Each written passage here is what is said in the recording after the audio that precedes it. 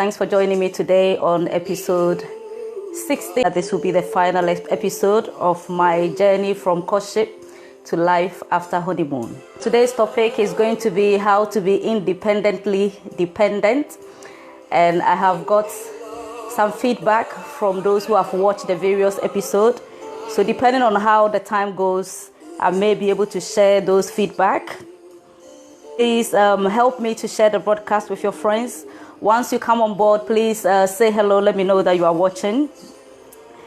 Okay. Also, if you've been watching the various episodes, maybe you've watched a few of them or even all of them, can you please leave a feedback in the comment for me? How has it been to you so far? Have you enjoyed it? What did you like about the various episodes? What topic do you want me to treat next? Okay, what have you learned? What was the new thing you learned from this broadcast? Please share it in the comment box for me. If you are single, if you are married, welcome on board. I've got a lot of feedback from the singles actually. Thank you guys for watching and supporting the vision. Last week, those of you who followed my broadcast from the Single with a Life Facebook page, I treated a topic on how to be tidy, single and tidy. Please find that broadcast and watch it. It's really going to help you. So those of you who sponsored my books, thank you so much. We've had so many people contacting us to buy 2 of our books, sponsoring us. I think I've not actually promoted these books on this channel. I've been doing it on the Single with a Life channel. So if you are seeing me for the first time, my name is Peace, and I've written my first book. It's How I Overcame Prayers I Prayed as a Single, and it's 40 days of positive declarations, prayers and encouragement for singles and couples. This book is very holistic.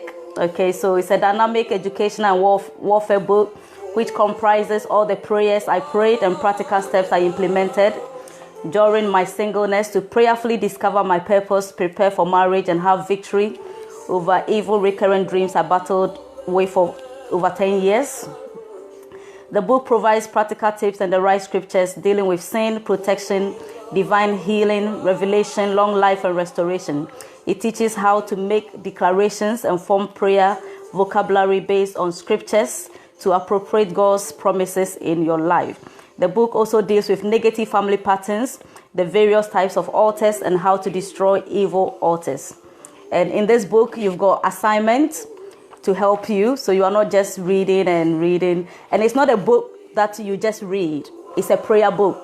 Okay, so it's a whole journey. Every day there is the story, what I went through, and then I give you how the solution, how I overcame. Okay. And then I give you prayer points for you to pray if you're going through the same thing. And I've also put together prayer declarations for you, just in case you get stuck. There are some of the days I've provided assignments for you to help you assess your life. So it's a whole journey of 40 days, 10 chapters. It will really bless you. They are currently in Ghana. My husband's book, You Win, and it's also contains inspirational messages to challenge your mindset and behavior as you start each week of the year. The insights in this book will enable you to appreciate how every activity of the day affects your overall output. The book will help you to have a better outcome each week. You can actually use this book as a devotional, as a family. Okay, so each week before the start of the week, you have a whole page that gives you, challenges your mind on things you can do during that week. And it will really help you as a family, or even if you are single. Okay, it helps you to have an effective week. Okay, so if you need both books, they are currently in Ghana. Unfortunately, this one is finished. My husband's one is finished because we were doing it for sponsorship. If you want to sponsor us, 2 copies. This one is 18 Ghana. This one is 35 Ghana. And together, we were saying if you want to sponsor us, please buy it at 100 Ghana cedis for the 2. But this one is finished because we've got people buying. So this one is finished. We've just got this left. Okay, so if you still want to sponsor, please get in touch with me. The price is 35, but if you want to pay 50 Ghana, 60, 100, please get in touch with me. It's to sponsor us. We've only brought a few copies down to Ghana, and we are hoping that we would have a lot printed and we will sell it at a normal price. Okay. We've also got this, the Impact, that is testimonies about Single with a Life. This channel is Married with a Life. It was birthed out of Single with a Life. When our singles got married, we had a lot of our singles getting married, so we had to start this channel, and especially when I got married as well. So they've shared their testimonies, 75 people's testimonies. It's an international book because there are so many testimonies from different countries in this book. They are all on Amazon. We are yet to get that to Ghana and any part of the world. I've got this called The Mandate, Single with a Life. I've shared a vision, how the vision started, everything about the vision. Please get in touch with me if you need a copy. If you are in Europe or UK, I can post it directly to you and you will get it. If you are any part of Europe, you probably get it within 5 working days. If you are in UK, it will probably be maximum 2 days. You should get it, okay? And I will sell it for you the same price on Amazon. You don't have to pay for delivery, okay, for postage. Unless you are in a different continent, then we would have to look at the postage and see how much you can pay for the postage, okay? Yeah, so that's it for the books. Now, let's get into today's broadcast. The topic is how to be independently dependent. We all know what it means to be independent, okay, and we know what it means to be dependent. So for instance, when you are single, you are not bonded by law to anybody, okay, so you are free to do so many things as will. You can decide to build a school, start a ministry, travel or tour the whole of Africa or the whole of Asia. You can decide to open a boutique or spend the whole day in church. When I was single, I used to do that. On Sundays, I would literally be in church the whole day. Okay. You can decide to serve in any department in the church. You can decide to go to a party. Saturdays, you can decide to go and visit your friends and so forth. Okay. So you've got that freedom to do stuff without necessarily asking for anybody's permission or speaking to anybody. Right. Unless, of course, if you are living with your family or your parent, then there are certain things that you would have to ask them permission to do. But in most cases, most singles who live alone, they don't necessarily have to ask for anybody for any permission before they do what they have to do. So literally, you are like your own boss when you are single. So this means that you can be very independent. And actually, we in SWAL, one of the things that I teach our singles is that learn to be independent, okay? Don't wait for you to get married before you start doing the things that you have to do. Whatever you want to do now, do them because you have that freedom, you have that time on your hands to do them.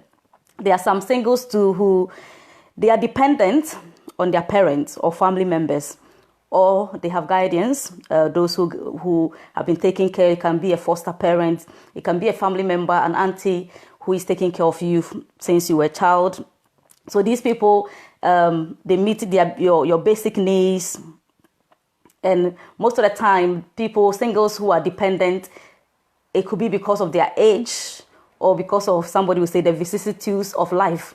Some of the challenges that life throws at you, you end up being very dependent on other people. So these type of singles may still be living with family, or they may have parents doing everything for them, from cooking to washing of their clothes. Maybe they even pay your phone bills for you. So you may not have freedom like a single who is living alone and they are of age, they are working, they earn their own money and they are running their own business and doing their own stuff. Okay. Now, when you get married, it could be that maybe before you got married, you were the independent type who was doing everything for yourself. You don't ask permission from anybody. You are your own boss. You are living well, and then you got married. And then there are some people too, maybe you got married whilst you were already dependent on your parents. Because I know married couples or people who the first time they left home to go and live outside of the home is when they got married. So all their life they've been living with parents. They've never stepped outside of their house until the day they got married. So that kind of person, it's likely that they are going to be very dependent, okay, because their parents may have been doing certain things for them all these years, so they are used to that. When you get married, these two things, okay, the extreme of it will not work in the marriage. Okay, so this is what I mean. You cannot be totally independent, okay, if that's what you've done. You've been single and you are so independent, so you got married, you're like, I still want to be independent. You cannot do that, okay? And you can't also say that I've been dependent all this while, now I'm married.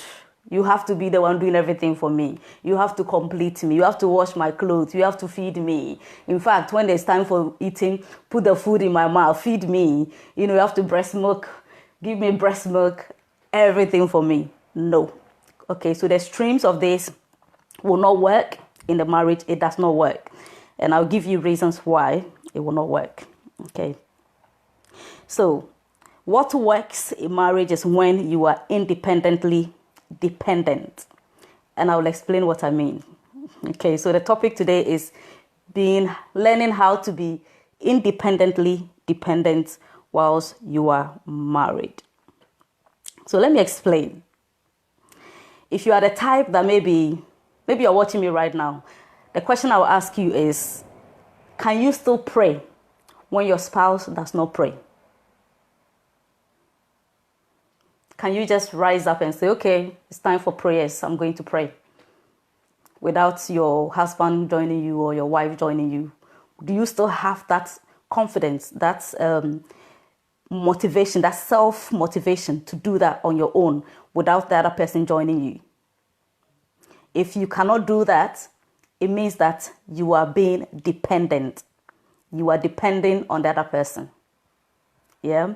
So I'll give you different ways that people can be dependent. So do you have to wait for your spouse before you can meet your basic needs? Maybe you don't work. Okay, maybe you're not working. You don't have any source of income. Maybe it's only your husband that is working. Or it's only your wife that is working. Would you still be able to meet your basic needs? Or assuming he's not here right now or she's not here right now, would you still be able to meet your basic needs? So if you're unable to do that, it means that you are being dependent on the other person. And this is where I will speak to the singles, because one of the things that we've been saying in Swal is get yourself together. Okay, find something doing. Don't wait until you get married and you are thinking that when you get married, somebody is going to complete you. So you are not working and still you want to get married. Maybe you know that the person, the guy's finances, it's not enough. Maybe the money is not enough. It's not enough to take care of both of you, but you still want to get married. So that means that once you get married, you are going to be dependent on him, because you don't have any source of income coming in. There's only one source of income, and that source of income is not enough. So it means that you're going to use all his money to be running the house. And then there is nothing left. So would you still be able to buy your sanitary towels? Would you be able to cook? Would you be able to do your hair, fix your nails, buy clothing, do other stuff? If they are not around, would you be able to do it? Okay, so if you are depending on them for these things, it means that you are it's the extreme, okay? And I also gave an advice when we treated this topic on the SWA WhatsApp group about effective singleness, that sometimes when there are some couples that maybe the husband will say, I'm earning a lot, my finances is good, so don't work, sit at home, don't work. It sounds nice. Okay, it sounds very nice when your husband says, don't work, just sit at home, I will take care of you. Yeah, it sounds nice. But even though they are taking care of you, you also have to think ahead, because money, has wings, okay? It can fly. Today, he may be doing very well, earning so much money, and it's enough to take care of both of you. You are living in comfort. Tomorrow, something can happen. He could lose his job, okay? Something can happen, and he's no longer working. Then what would happen to you? And especially if you have children, what will happen to you? We've heard of cases whereby the husband dies and the family comes, they throw the woman out of the house. Say, this is our brother's house, so we don't want you here anymore. Go to your family house. And you've got nothing. Okay, so I'm not saying that if your husband wants you to stay home, because that's how he thinks you're able to help. Maybe he wants you to stay home and take care of the children, take care of the house. It's fine. But the catch is, make sure that you've got something, you've got a business, okay? I was saying to the singles that if in future your husband tells you don't work because of that, tell them, okay, can we do a shop? Can you get a shop for me, a business? Yeah? There are some people that the money that, there are some people their husband gives them money. Okay, even though they don't work, the husband will say, every month I'll pay you salary. I'll pay you salary. I'll pay you salary. I'll give you money. You are at a better position, okay, because you are not working at home, your husband is paying you. Fair enough. Why not start a shop, get a business that, even if you personally don't want to go and sit there because your husband doesn't want you to work. So get a shop and let somebody run the shop for you. Every month, the money is coming into your account. Because the money will be raised from that business, the money will come into your account. And then you save it. You save it. Okay? If you cannot run a shop or you can't do any business and your husband is giving you the money, open a bank account and put the money in your account. Let the money grow. Invest the money. Okay, speak to your bank, invest the money. Don't sit home and say, because my husband is giving me money, all I'm doing is to look nice. So every day you do your makeup, you shop, you go to the shop, you buy your stuff. Every day you're doing shopping. Housewife, I have to look good. Housewife is not easy, don't get me wrong, because there's a lot of work that you will do in the house. Taking care of children is not easy. It's a whole job on its own, yeah? But if you are getting paid by your husband or your husband is giving money, he's well-to-do. When he gives you the money, invest the money. Don't spend the money on your hair. Every 2 weeks, you change your hair. Every 3 days, you buy a new clothing. You have to change your nail color. You are wasting the money because you are not doing anything. You have to remember that he might not be there forever. The money might not be there forever. But if you start investing that money, eventually, you will build some finances there that if the worst should happen, God forbid, you still have something to stand on. Okay, so that's an advice for the singles who are coming up, and then those of you who are already married, not to waste any money from your husband. Okay, so do you have to wait for your husband before, or for your wife before you cook? Do you know your way around the house? If your wife should come right now and ask you, so where is the sponge, the kitchen sponge? Would you be able to easily find it? I mean, the new ones, maybe she's put it in the storeroom. Would you be able to find it? Where is the salt? Where is the sugar? Would you be comfortable and just walk and go to the kitchen and say, this is where it is? There are some people who don't know their way around in the kitchen. Okay, so it means that you are being dependent on your wife before you can even get food to eat. There are some people, they can't cook, they can't do anything. Okay, so are you being dependent? Do you know how to shop? Maybe you've never gone to shopping. Do you know how to pay your bills, your rent? Do you know how much your rent is? Okay. Sometimes you have the husbands doing all these things and the wives, they have no idea how much their rent is. They've never paid their bills. They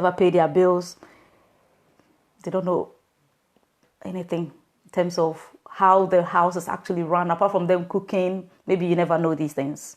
I had a lady that I spoke to recently. Her husband died, unfortunately, and she's never paid the rent. So she doesn't know how the rent is paid.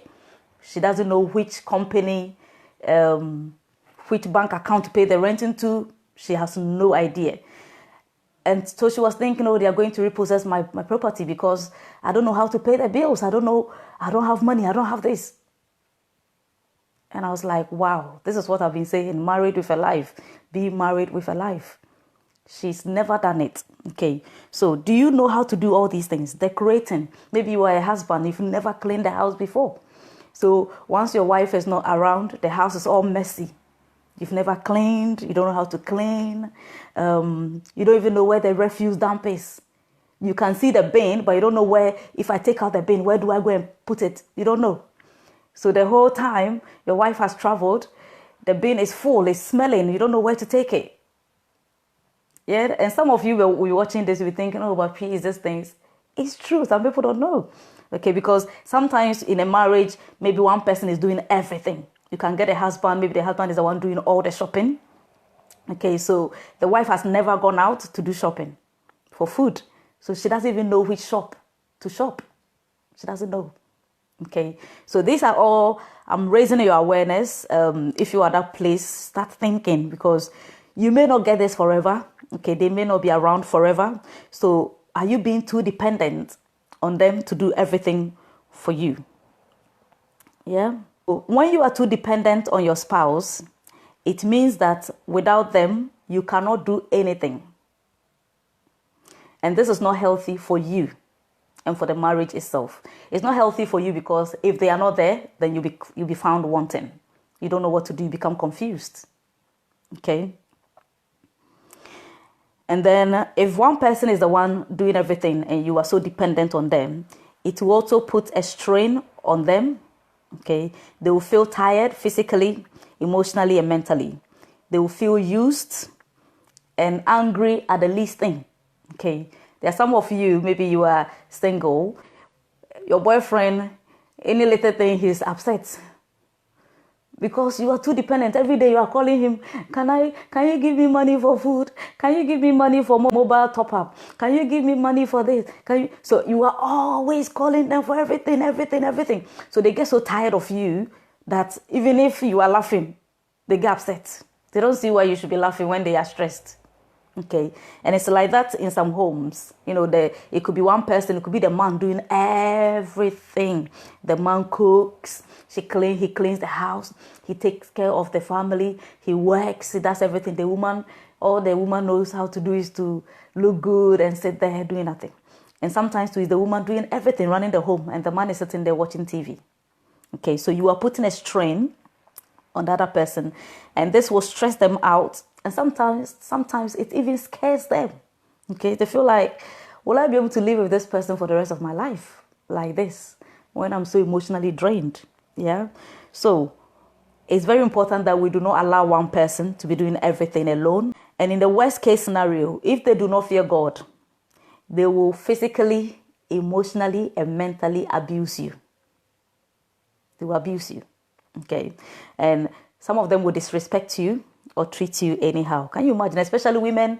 Women are the type that they like to control things. Okay, even though the man needs to be in charge, women can easily take over if the man is not proactive. Okay, so you can imagine if you, the male, you are not working, you are not doing anything, and the woman is the one doing everything. She will end up disrespecting you most of the time. If the person does not know God, if they don't fear God, they will disrespect you and they'll treat you anyhow.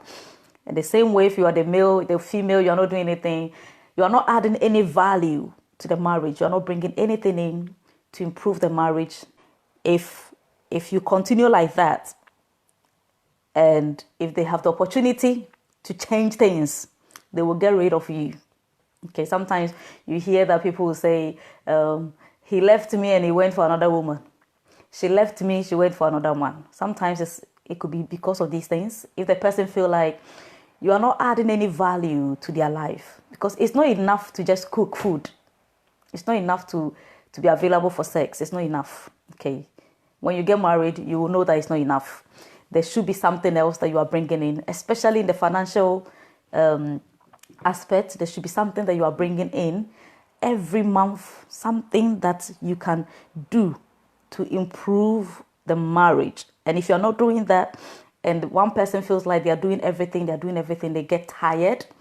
Eventually, if you're not careful, and if they don't fear God, if they meet somebody and they can easily swap, change things, they will change it. They'll get rid of you and go for that person. And this happens especially in relationships. Okay, so singles, maybe you have a boyfriend that, by the time you realize he's left you for another person. Why? Sometimes it's not because the other person is giving him sex. It's because they can see something better than the other person. Maybe the way the other person speaks, their knowledge, their wisdom. Easily. I've got a new Swalian that joined the WhatsApp group, and I tried to chat with him, and he was telling me about a lady that made him to come to Swal. And he said that I speak to her, and when I speak to her, some of the knowledge, the wisdom, the things she's saying, I ask her, where did you learn all these things from at your age? And she says, I learned it from Swal. So he said, okay, let me come to this Swal and see what is there. So he followed her to Swal. And that's how it is. Sometimes your knowledge, the things you say, the way you behave, they can see that this person, if I attach my life to this person, things will progress. They will leave the other person that is just showing off their beauty, because beauty is not enough. Okay, they will leave you and go for the person that is adding value to their life. Okay, so please, one of the things to change, being dependent. Maybe you are in a marriage and you are so dependent on the other person. If they are not there, you can't do anything.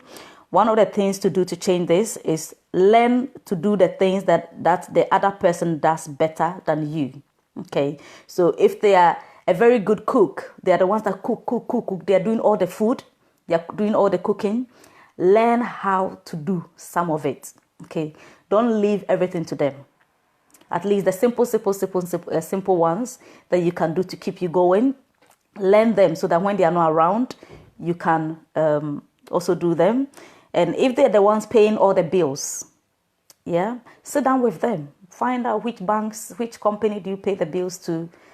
Have a budget list. Okay, it shows you every month where the money is going. So you know that every month we pay money to this company, we pay money to this person, we do this with this money, So you know how to also do it when they are not around. Okay, if it is shopping, thank God, maybe the person want to do the shopping. Okay, maybe your husband is the one who wants to go and do the shopping, or your wife is the one doing the shopping. Once in a while, go with them. Okay, or even if you don't want to go with them, once in a while, you alone go. Take the shopping list and go. Go and do the shopping yourself. Okay, because it's very, very important. It just helps you to get used to these things so that when they are not there, you can do them. And then maybe you are married and your wife is the only person feeding the children. Maybe you've never fed the children before. You don't know how to do it. Once in a while, do it. Just call them. Come, let me feed you. Or their homework. Call them. Can I help you with your homework? Yeah. Maybe you've never bathed them before. Call them and bath them. Just say to your wife, today I want to be the one bathing the children. Okay. Even if you don't do it properly, it's a start. It helps you so that if your wife is sick right now, or something serious happens, she has to travel, you can still bath the children. You don't have to go and bring a third person in to do it for you. Okay.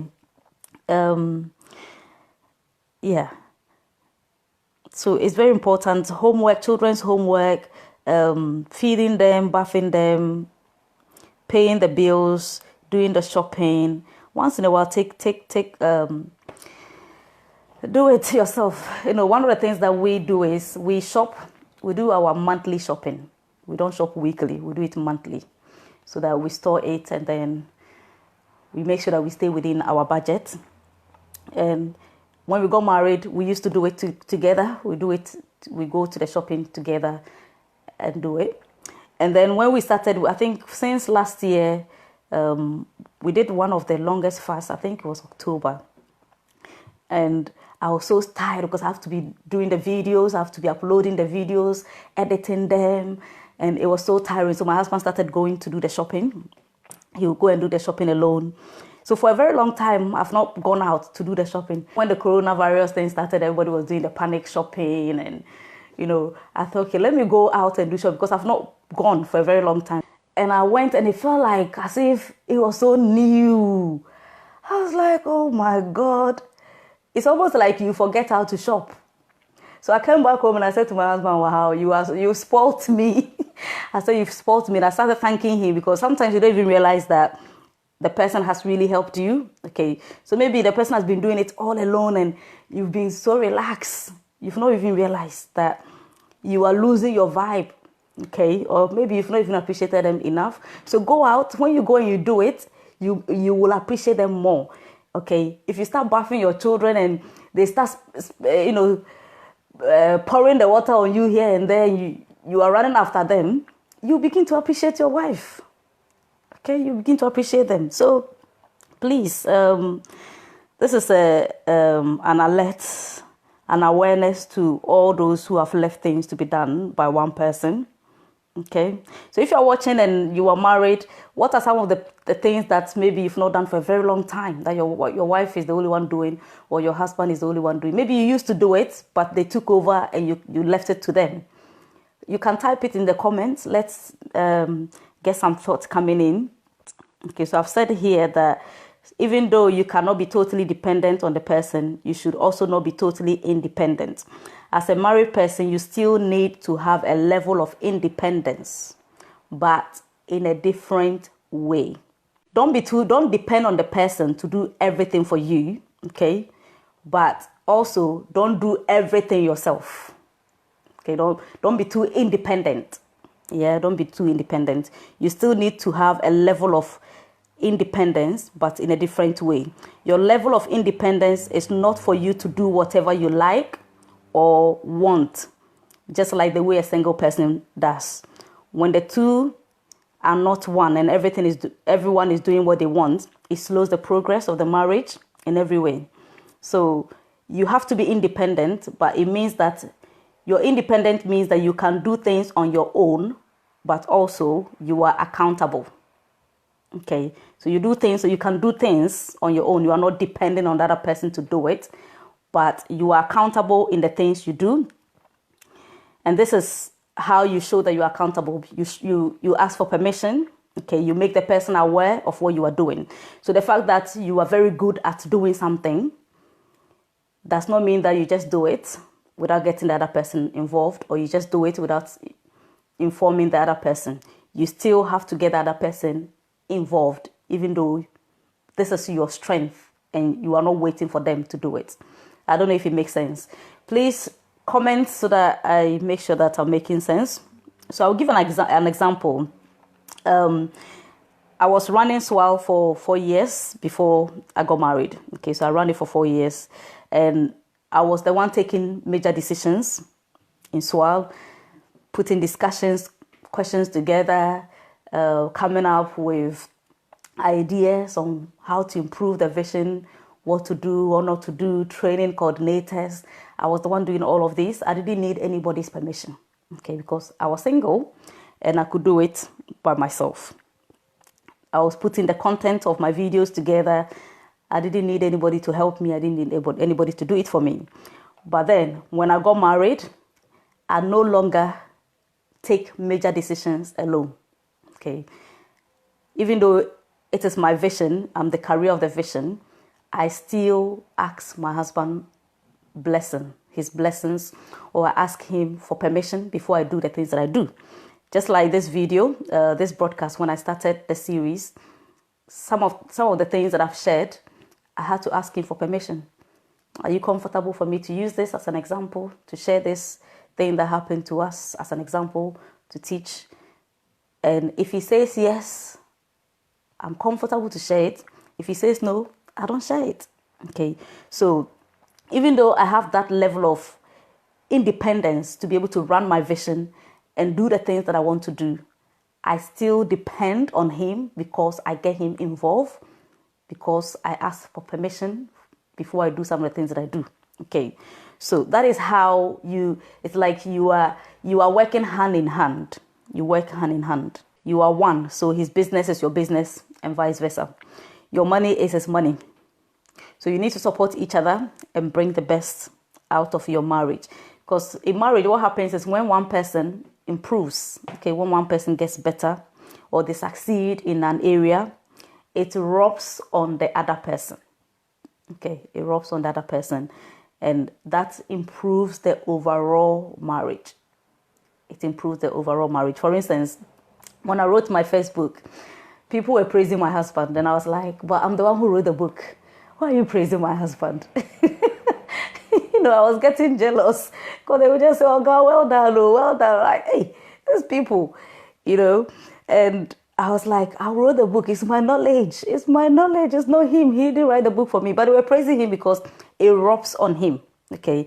And it improves the overall marriage because any money that was raised or is being raised from the book, it comes back to the marriage. Okay. And we've been able to bless others through the sales of the book or even through the book launch. Some of the money that came, we've been able to use to bless others, and it's improving the overall marriage. Okay, the same way when he does something and he succeeds in it, it rubs on me and it comes back to help the marriage. So it's good that you support each other here and there. You support each other. And that is one of the ways that you can be independently dependent. Okay, so you still, the book, I wrote it myself. I do all the stuff myself. But even though I wrote the book myself, he was aware that I was writing it. He gave me his support. He didn't say, well, this is you. Just do whatever you want to do. No. Okay, so you don't leave each other to do what they want. You still have to support them, even though this is their area. They are best at this place. But you still need to make sure that you are working hand in hand. Okay. And one of the things that is very important is that sometimes when you want to now be dependent on each other, because you still have a level of dependency, and that dependency is the fact that you get each other involved. You make sure that everybody's playing their part. Okay, the support is there, the help is there. But then you don't leave the person to be your number one motivator, okay? Because they may not be available to motivate you all the time. So you have to also motivate yourself and push. You push yourself, because it does not matter how good a spouse is. They can support you, they can encourage you, they can motivate you. But if you yourself, you are not willing to be pushed, you are not willing to be motivated, you are not willing to be supported, nothing will happen for you. You will still remain where you are. So maybe you are married and you are the dependent type, and you are waiting for your husband to push you or to encourage you before you do something, or you are waiting for your wife to encourage you before you do something. And if they are not doing it, you too, you are not doing it. You are doing yourself a disservice. You have to be the one ultimately pushing yourself. You have to. Okay, you have to be the one pushing yourself, because they cannot do everything for you. I always say that I thank God for my husband, because some of the things that I've been able to do, it was because he encouraged me. He encouraged me, but he does not do them for me. Okay, I still have to be the one doing them. When I come to do today, I spent like 3 hours trying to get ready for this broadcast. He didn't do it for me. I have to. It has to be my knowledge, my insights. I have to be the one preparing. He can't come and say, let me prepare for you, and then you go and say this and say that. No. So you still have to be the one to do it. Okay. I'm the one who wrote the books. He didn't write them for me. Okay. So don't wait and say that if my husband doesn't do this. And sometimes some people will feel, okay, maybe your husband is supportive. Maybe he's understanding. He helps you. He's able to push you. But for me, my husband doesn't push me. Fair enough. That does not mean that you should still not progress, or you should still give up. Okay. We know so many people, even single mothers. I always use single mothers as an example. And many of us grew up in single parent homes. Okay. You saw how your mother single-handedly pushed and made sure that you became a great person. Okay, so it's not an excuse, because you can still do it as long as you yourself want to do it. So you may not get a support from your wife, you may not get a support from your husband as much as you want, but still do the things that you want to do. Get him involved, speak to him. I'm going to do this, this is what I'm planning to do. It will become difficult if he says, well, I'm not in support. Okay, you don't have my blessing. If they tell you you don't have my blessing in this, then that's wahala. I don't know how you would still probably find a way to do it, but the bottom line is you need to push yourself. You need to push yourself and make sure that even if they are not giving you the support you need, respect them. Okay, respect them. Let them know, I really want us to do this together, but you don't want to do it. And I want you to know that this is what I really want to do. Okay, make sure that they are aware that you are doing something, because there are some people, they are not motivated. Okay, there are some people, they are not motivated. They will never give you their blessing. It's just like I was sharing a story on the Moal group. I saw this Facebook post about a husband who, the amount that he's earning is like 1% of what the wife earns. The wife is the one whose money runs the whole house. And yet they've had a baby, and the man is saying, wife, stay at home, quit your job and stay at home. Let me continue to work because I'm a traditional man. And the wife is saying, but your money is 1%. It will not even pay the bill. It won't pay the rent, let alone running the rest of the house. But the man said, no, you go. You sit home, let me go and work. So such a person, it becomes very difficult, because how do you do it? They've got a mindset that is wrong. Okay, because there are some people, they feel like, I should be the man, I'm the man, I should be the one in charge. It's good if you have the means to be in charge. And the fact that you are not earning much does not mean that you are not in charge. It's all about the woman, how she would, because there are some women, once they have more than the men they want to make the man feel rubbish. No, okay, you shouldn't make the man feel rubbish even if you earn more, right? But the mindset of I want to be the one doing it because I'm the man is going to make things difficult for you. Okay, and many women are in that position whereby the mindset of the man is not helping them to progress, but you're already there. So you have to make it work. It doesn't mean that you disrespect them and you disregard them and you do what you want. No, you still have to find a way to carry them along. Find a way to carry them along. So the final thing, being independent means you also have a life outside of your spouse. Okay, because if not, it means that without them you can't move. So it gives each other a breathing space, fresh air, okay, to rest and a peace of mind. Yeah, you both become confident that yes, you need each other. Okay, so you can't do it on your own, right? You need each other, but you still have to find a way to do some things yourself without putting everything on one person to do. And above all, you have to make sure that you are being independently dependent. I don't know if this makes sense, because it can be very dicey.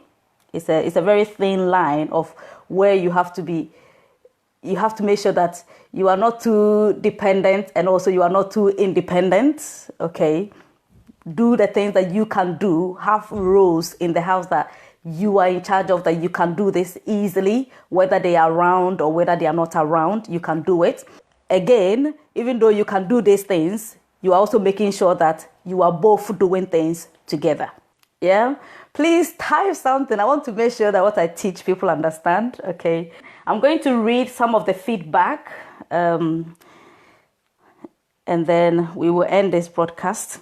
I actually had a feedback from a married lady, and what she said was very interesting. Let me read it. So the question I sent to her was, I said, what do you like or dislike about the series so far? What did you learn from the series that you did not know before? That's number 2. Number 3, how has the teachings from the series helped you so far? Number 4, what can be improved for next time? And what topic would you like to be treated? Okay, so This is what she said. She said, I loved how personable your videos were. They were very honest, to the point. All in all, an easy watch and hence very effective in getting your key messages across. This lady said in UK.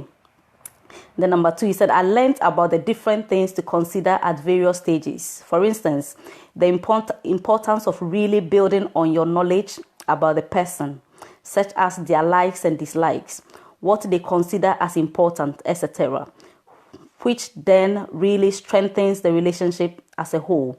Very key once you live together after marriage. How has the teachings from the series helped you? Okay, so she's saying that one key thing is really considering your partner in the decision-making process for various things. For instance, the commitment you make to family members back home, which will have an impact on your finances.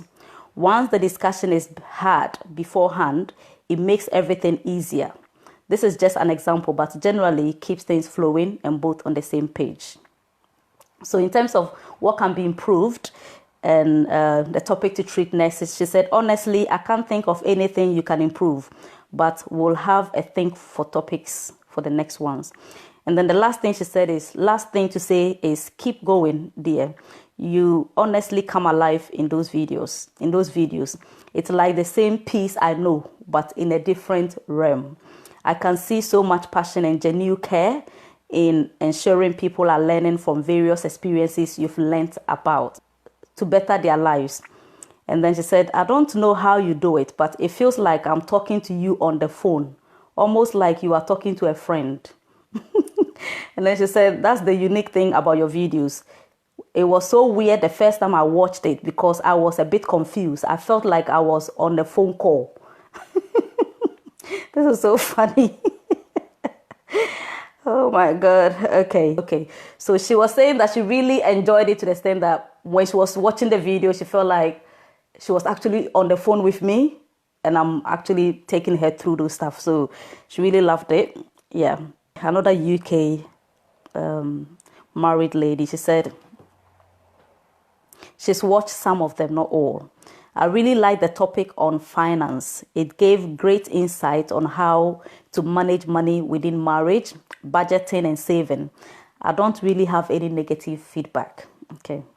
So those of you watching, if you've got any feedback, how has the videos helped you so far? Maybe if you watched from episode 1 to 16, please post your comments for me so that I can read it out. Okay, so this one is a Swally, and she said, everything about the broadcast was organized. This is Mavis. I always had the thought of buying things in preparation for marriage, but I learned it's better to save and buy everything I will need after marriage. You kept smiling. Oh, these my smiles. That was very nice. Okay. I'm scared of the camera, so you did very well. You made it all sound real, as if we were before you having a chat. That's nice. So this also emphasized what the lady said earlier on. They feel like it's real. And, you know, when my husband hears this, maybe he will stop bugging me. Because sometimes it feels like I'm so comfortable on the video, the way I laugh. Sometimes I'll laugh and it's like, please, you have to be very professional. And I said, yeah, I understand. But you know, when you do live broadcasts, you build a community on your live broadcast. So it almost feels like you are before them. Okay. And I don't know how to pretend. So it makes it very difficult for me to, the professionalism will come with time. I'm learning that. Yeah, I'm learning that. And I'm also thinking of making the video shorter because sometimes when you sit here, you get so comfortable and you forget that the time is running. That's the thing. Okay, so what she learned, she said, I have to be organized even in the simple ways. Marriage is a lifetime, even that needs a good preparation, both physically and spiritually. I need to work on myself once I'm dating and planning to marry. I have to find my purpose and work hard towards achieving it.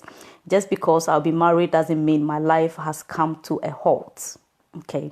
And I'm very happy when I hear this because these are the key things that I want to portray. I want to give to everyone that is watching. So when I see that people can understand it, they are able to grasp it.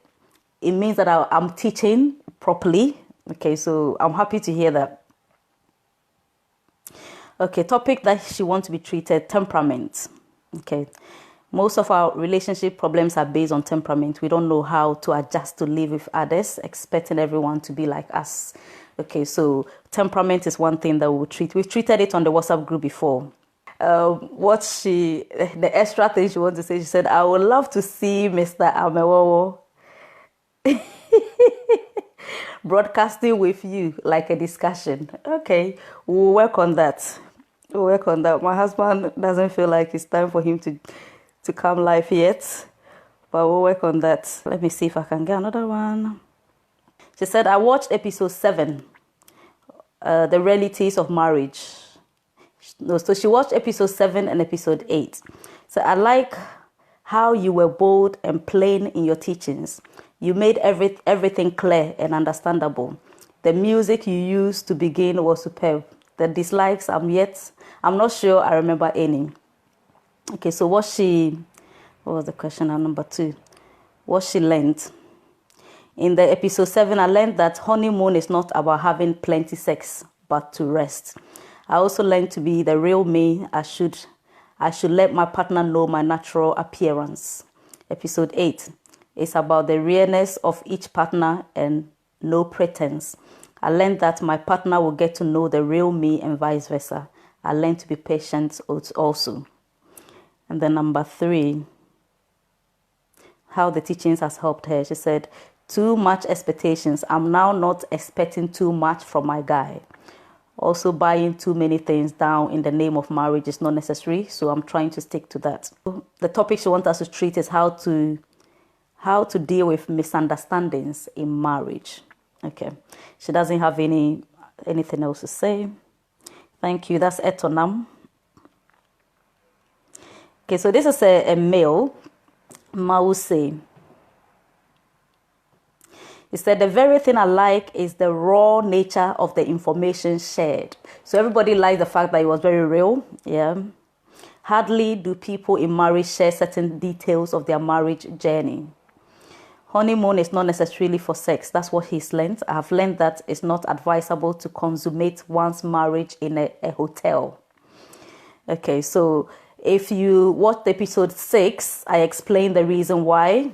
How the videos has helped him is not to rush into marriage because of age or out of pressure. He said, regarding finance, it's advisable not to get into marriage if one is not working. Okay, so he's asking a question that assuming both partners are in a scholarship, they are on a scholarship and they are getting monthly salaries from the school, okay, which is equivalent to a salary, a normal salary. Will I advise those couples to go ahead and get married? Well, if they are both receiving it and they are on scholarship, how long is the scholarship going to be for?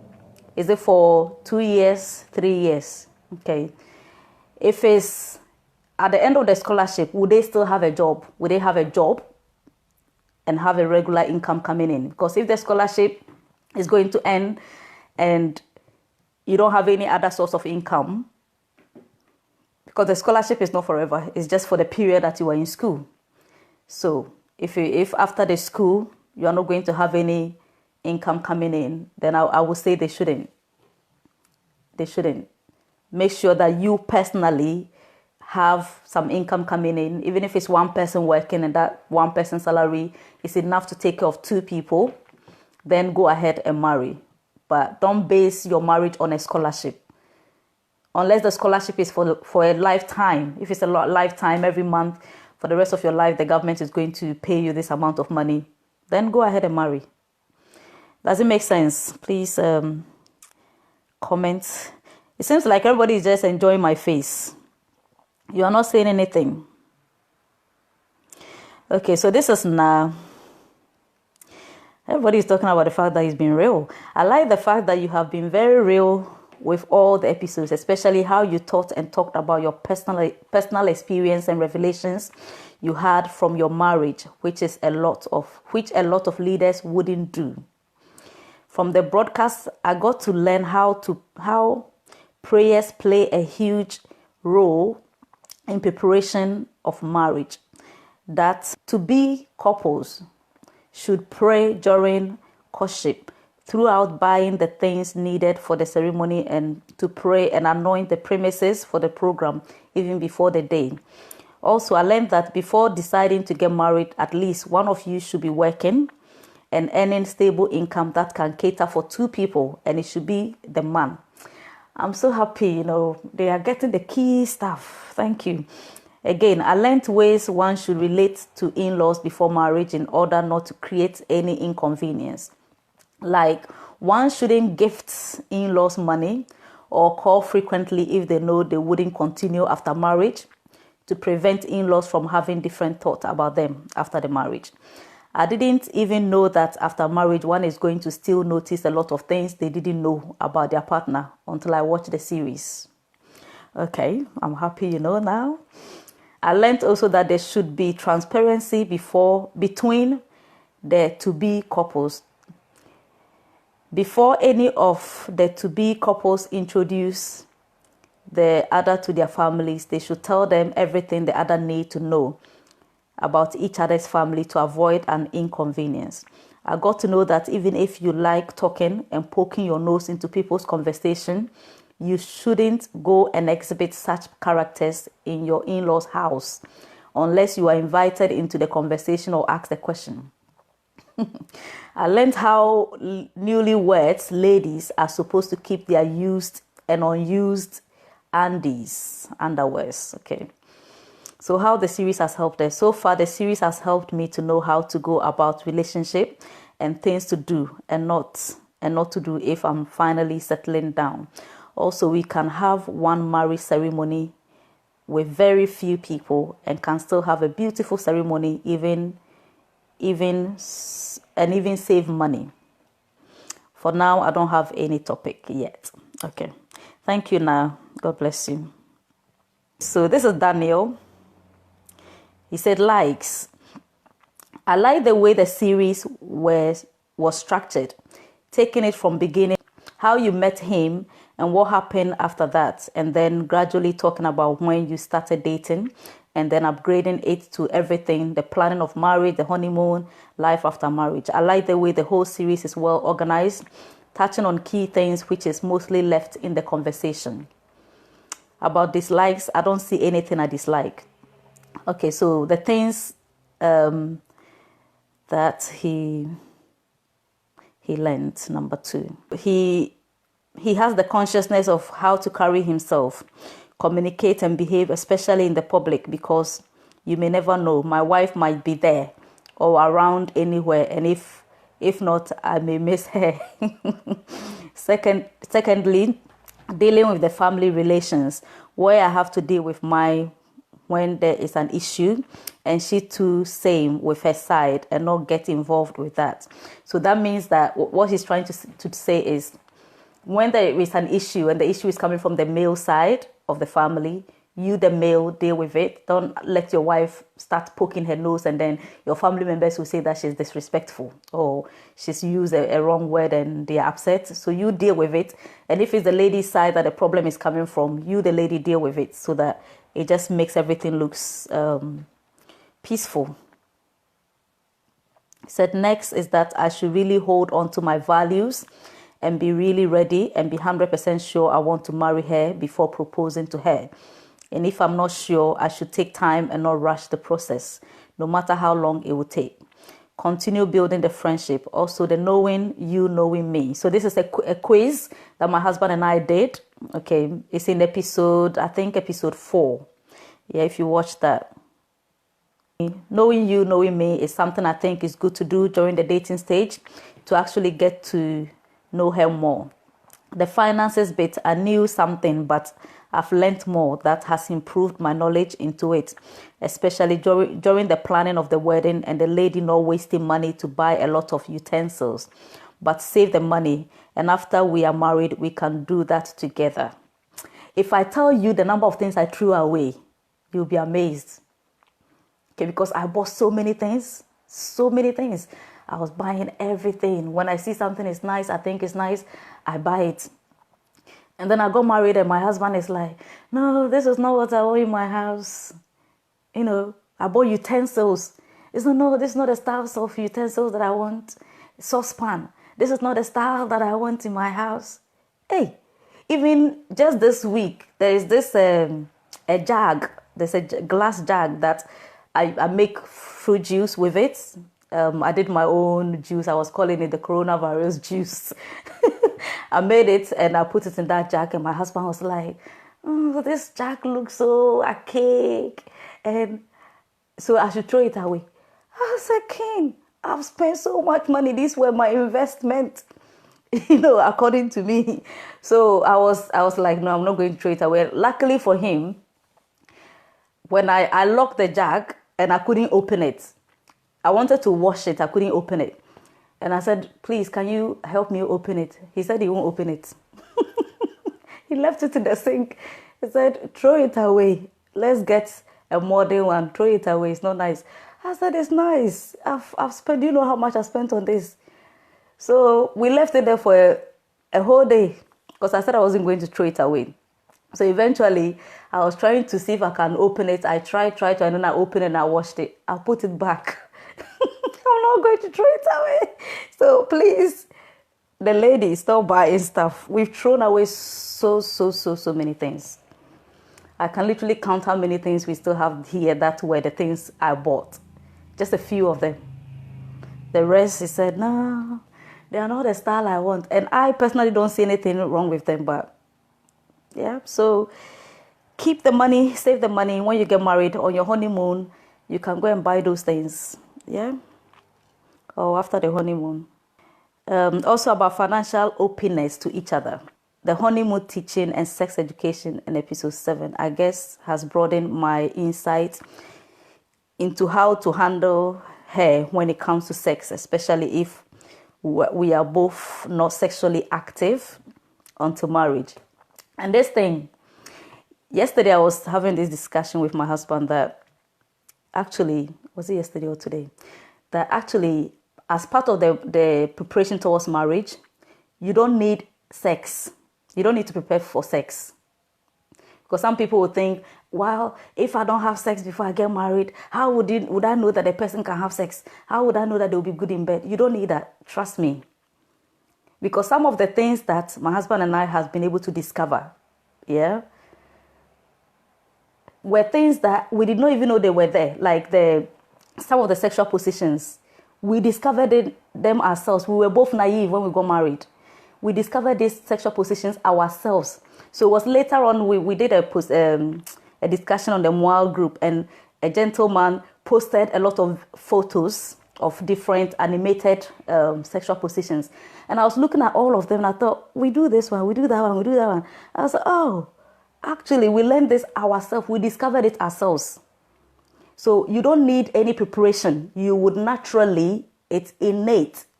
Okay, God has already put these things in you. You will discover them yourself.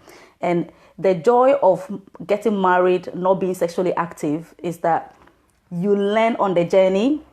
Okay, you learn on the journey. Your husband knows how long it took for him to fully get a full penetration. He knows. Okay, so if after 5 years or 2 years, you start doing some acrobatics and doing certain things, you are not shy, because he's not going to think, where did you learn this from? He knows that you started from the beginning. Okay, and it bonds you when both of you actually learn these things, learn your sexual positions, and you discover new stuff together. Okay, so you don't need any experience. You don't need it. Sex, don't prepare for sex. The only thing you have to prepare for sex is mentally, having a mental shift, because there are some people who are afraid of sex. Maybe you've been raped before, or you were sexually abused when you were a young girl or a young boy, and then you grew up and you have that thing about sex. Some people also feel like sex is not holy. So those are the only mental shift you have to do. And then pray for any soul ties to be broken, especially if you were sexually abused. Sometimes these things can have a long-term effect. So those are the things you have to do. Apart from that, you don't need to learn any sexual position for marriage. You don't need to. You don't need to know how to have sex. No, you will discover it.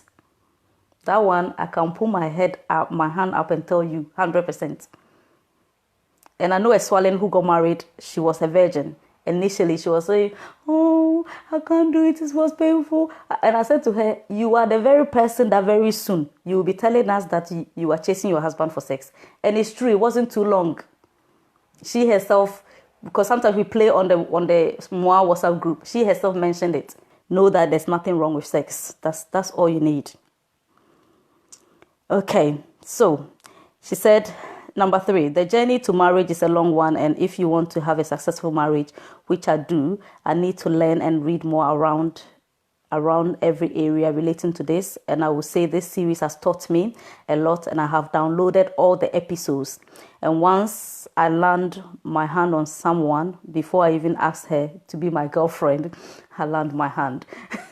I will send all the videos to her, and each week she must watch an episode and give me a written report on what she has learned and how she's going to apply it to herself in changing her mindset, in adjusting to this newfound knowledge. I will say this is a very good and educative series, and will share the downloaded videos with my friends and family relations so that they all learn and have a change of mindset. Okay, so this is a very good strategy.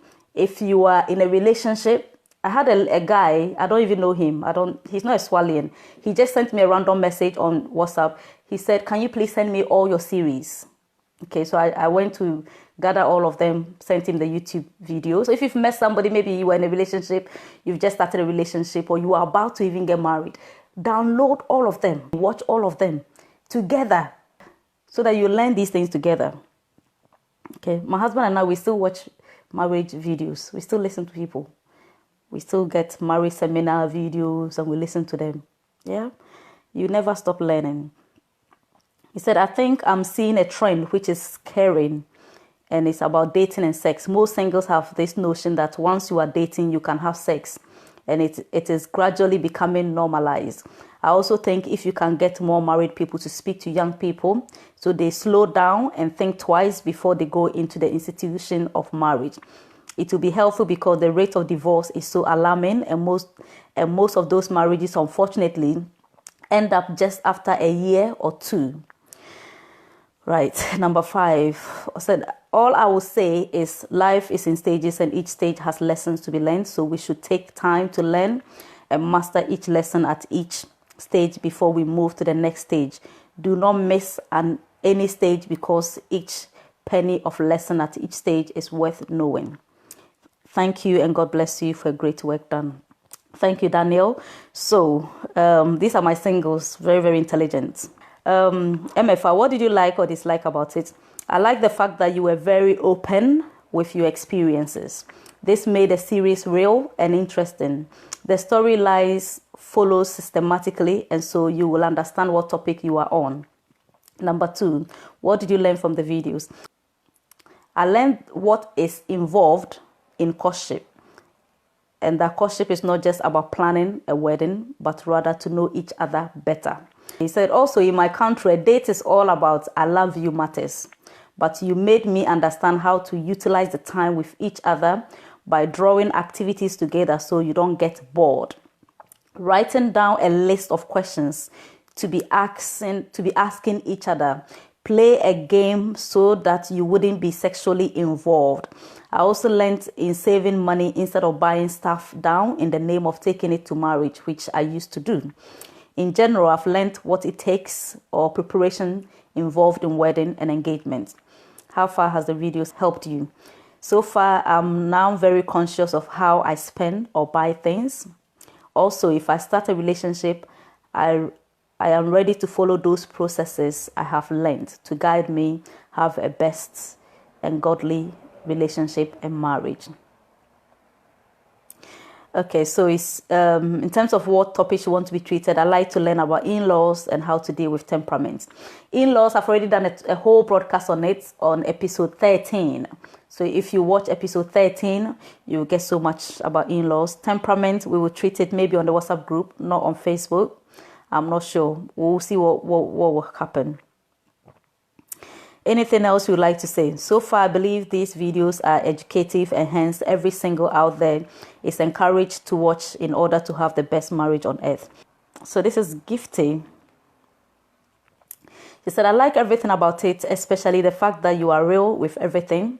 I learned not to be desperate for marriage, but to be equipped first as a single lady. I need to handle my own pressure first. Okay, so handle your own pressure first. If you are already having financial difficulties, kill it in your singleness. Make sure that your finances are in place before you get married, because if you don't, it means that you are entering your marriage with financial difficulties already. And if the other person is also having financial difficulties as a single, they carry the problem.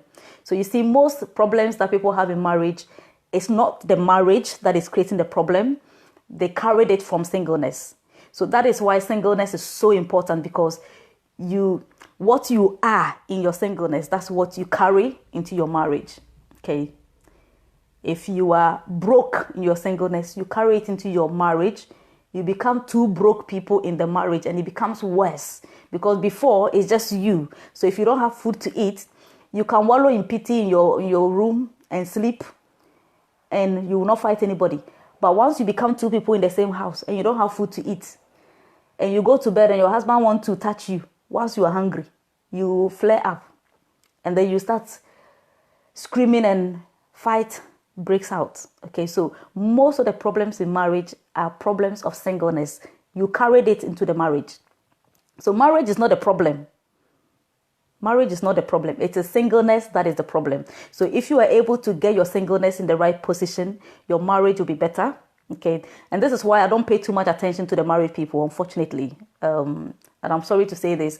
We've got a WhatsApp group for the married people. When I post something there, if they don't respond, I don't push.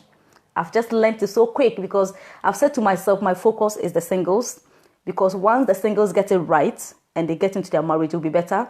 But if you're already married, there is nothing much I can do.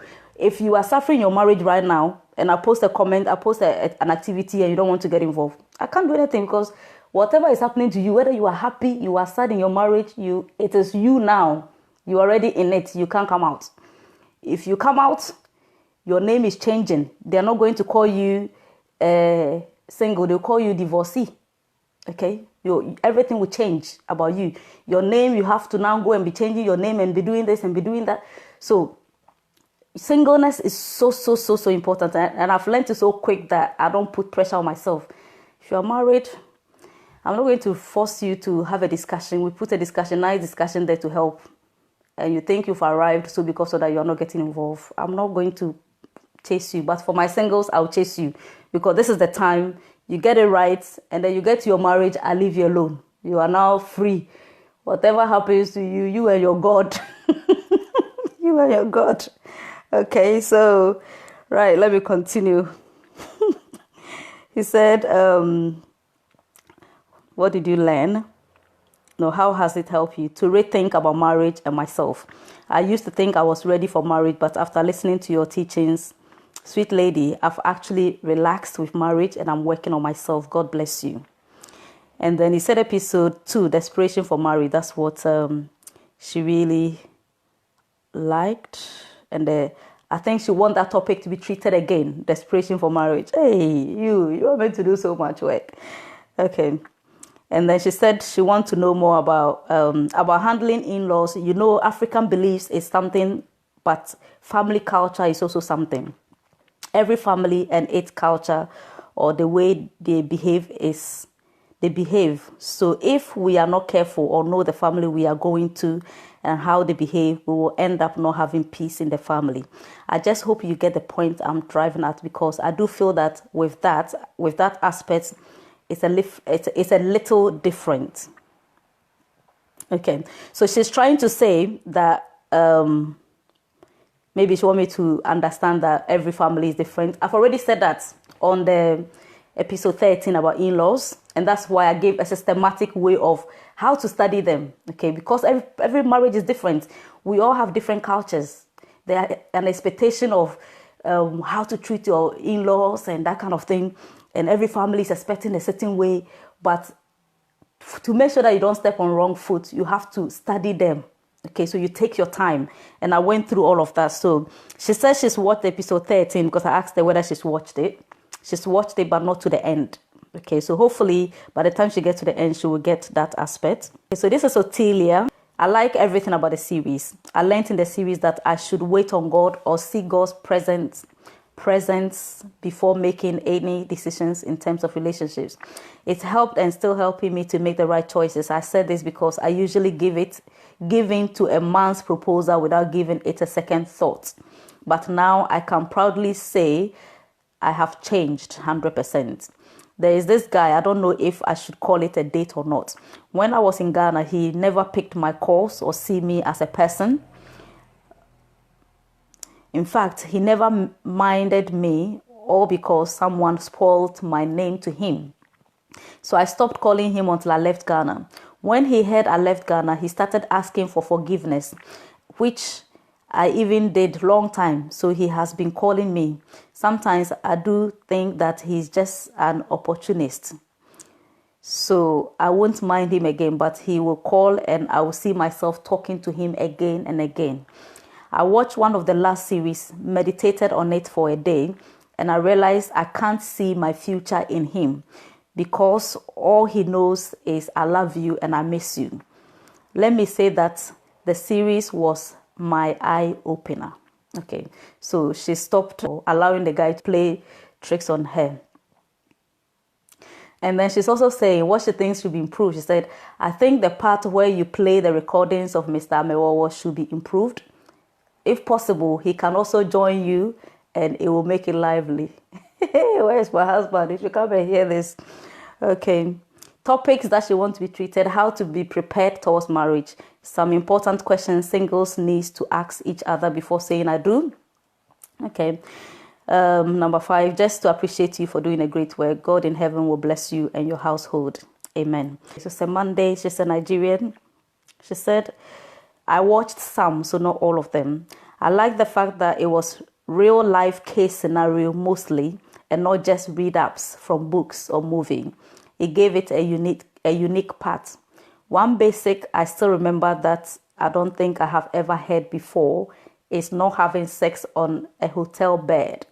It was a big time eye opener. So this is to do with the honeymoon. And I'm talking about the consummation, the first sex. It doesn't mean that after that you can go to the hotel and have sex. No, you can go to the hotel, but on your honeymoon, the first sex, the consummation. Watch the episode 6. It will give you more insight into that. It was an advice that was given to us and we took it. We thought it was helpful.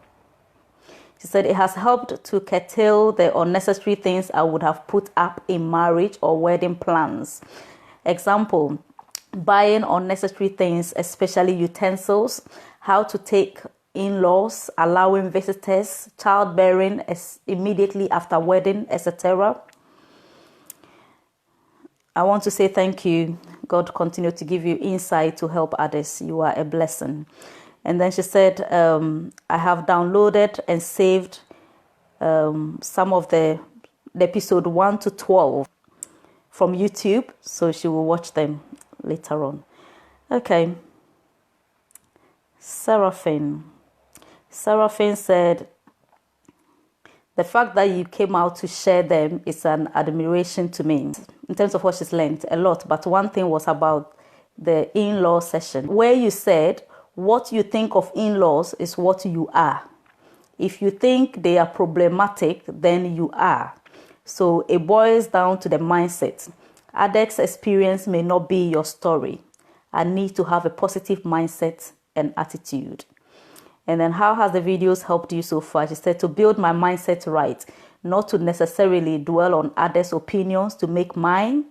Also that couples who combine their money are able to do much quicker. Very true. To develop the attitude of praying together even during courtship. Also, I admire the fact that both of you want to learn a topic every month. Yeah, so she liked that, the fact that we're learning a topic every month.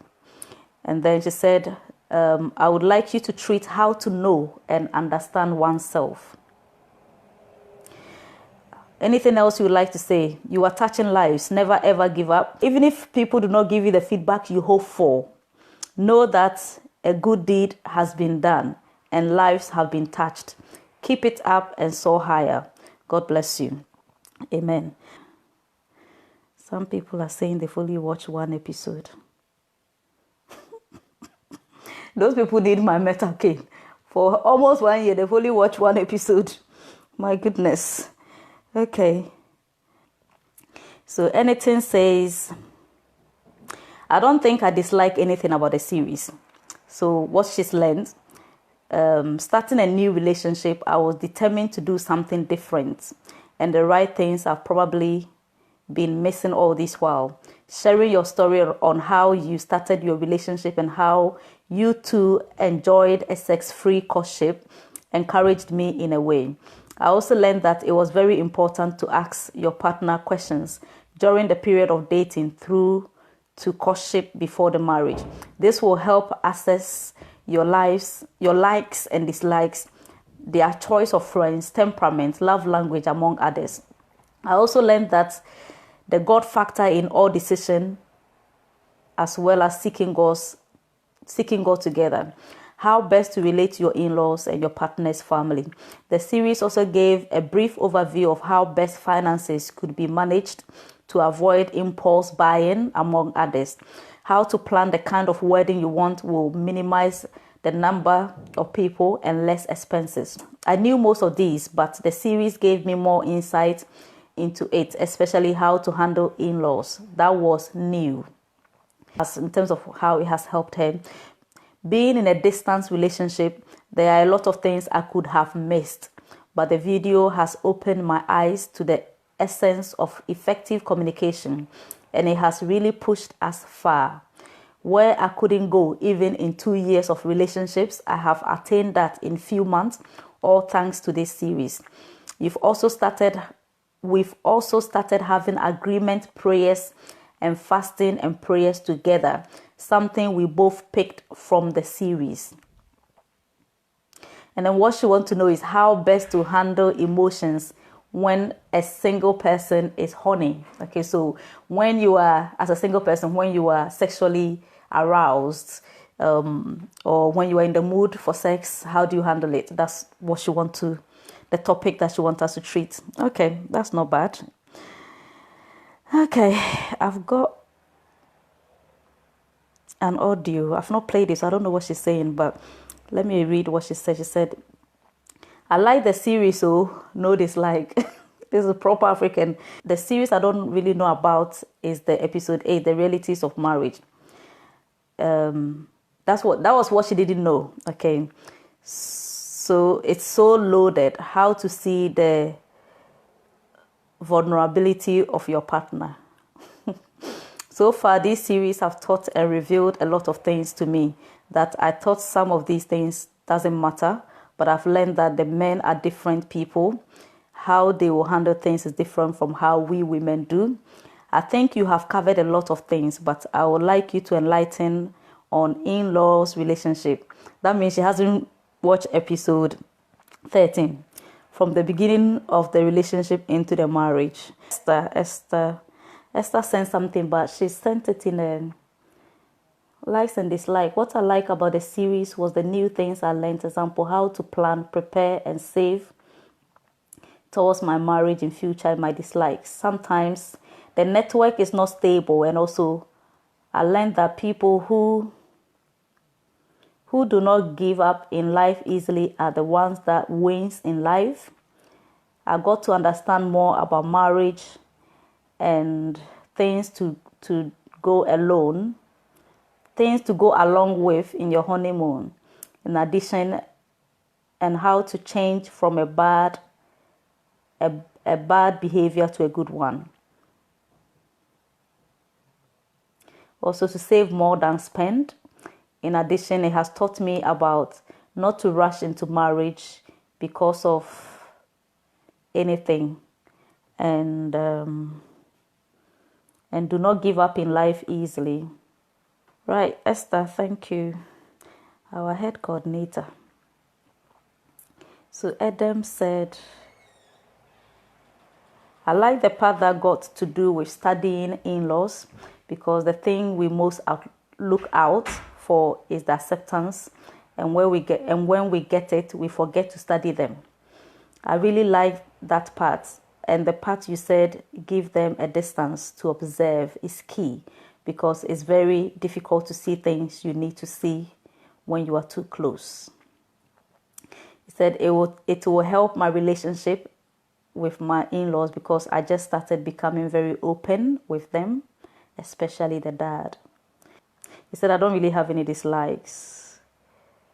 Okay, I think I've covered everyone. So thank you all very much for your feedback. I've got a few things that I'll be doing going forward. So my schedule is very tight at the moment. So the next thing we'll be doing is our June 30 days fasting and prayer. I will be we'll be sending the posters out. It will give you the detail about the theme, the foundational scripture and everything. So you'll get to know that. June, I will be literally doing the fasting and prayers. I will not be broadcasting any specific topic. Okay, so after June, there will be one live broadcast or video every month.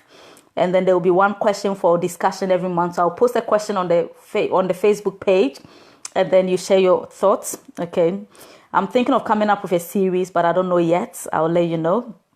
Okay, I've met so many people who have disappointments in relationships. They get cheated upon no matter how nice and financially helpful they are to the person. Some feel they have done everything, but still it looks like the person is not satisfied. And they're wondering, what more can I do? Okay, so the answer to this is love language. Okay, so I want to start a series for love language, but I'm going to be doing the teachings on Zoom. I'm going to do it for the whole of July for 5 weeks. It's going to be on Thursdays at 9 p.m. So if you want to take part in the love language series, there are 5 love languages, words of affirmation, quality time, physical touch, acts of service, and then receiving gifts. Okay, so you need to know what your love language is, and then get to know the love language of the other person. Maybe there's something you are doing wrong, you are not even aware. That's why all your relationships are breaking. You meet somebody today, they want to marry you. By the time you realize they are gone, you are wondering, what am I doing wrong? It's going to be very lively because I want people to ask questions. Okay, I'm going to make sure I get my husband on board. Yeah, so we will teach the topic. So each week we will have one love language. We will teach on it. We will give you an assignment. There's a link that you would go and check to know what your love language is. Okay, and then you will ask us questions. We will have different practical ways that you can apply that. Okay, it's 20 Ghana cedis. If you want to join for all the 5 sections, it's 20 Ghana cedis. That means that you're only spending 4 Ghana cedis for a section. You have more than that. Some of you give your boyfriends and your girlfriends 1,000 Ghana cedis to pay for their school fees. So 4 cedis is nothing. If you really want to have a good marital foundation as a single before you get married. If you are married, you can still join this broadcast. It's for both married and singles. Okay, so it's 20 Ghana cedis. If you are in Nigeria, it's 100,000 naira. If you are in UK, it's £15. If you are in US, it's $20. Whichever other country you are in, I can do the calculation for you once you join. We are only taking this minimal amount because we want you to show some seriousness. Okay, for 20 cedis for 5 sections, really, okay, it's nothing. So please, we just want you to show some seriousness and commitment, so that we know that we are coming to teach, not that we come and nobody's showing up because you are getting it for free and you are taking it for granted. No. Okay, so it will be Thursday starting from the 2nd of July.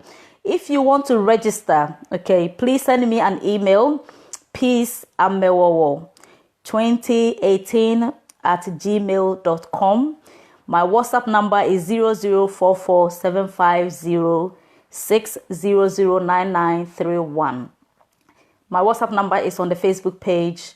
You can search my name, Peace Amewowo. My normal Facebook timeline will come up, my account. Yeah, get in touch with me, register. You've got now to the end to the end of June to register, because we are starting on 2nd July.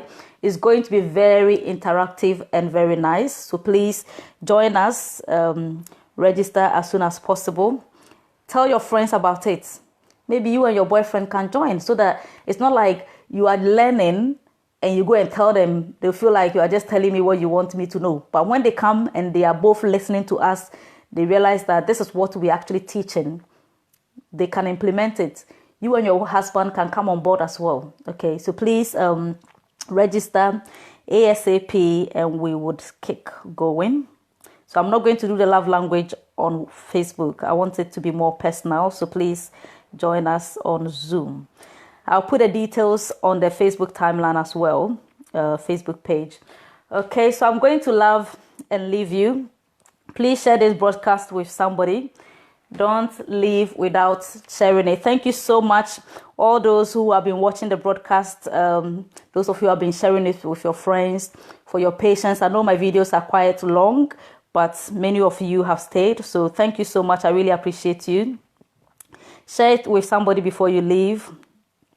Okay. Share with somebody. God bless you. God bless you.